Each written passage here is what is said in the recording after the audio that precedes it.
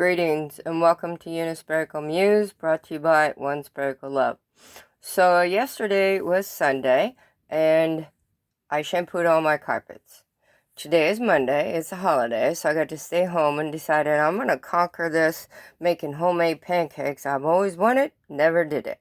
So today we are making vegan pancakes. So I mixed walnut flour, all-purpose flour, vanilla, cocoa powder, salt, and then after you mix it all together, then you add your honey, and then almond and coconut milk, and then you fry the pancakes on your tortilla pan with coconut oil.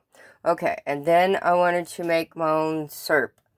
So this is date syrup. So it's vegan, of course.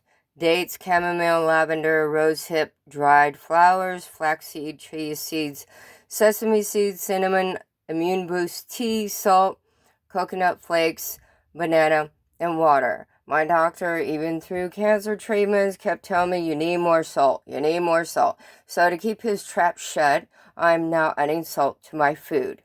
So there you go. You got your vegan breakfast any time of the day. And remember, this is my first attempt. May not look pretty, but it's freaking the bomb. Happy eating and blessings to you.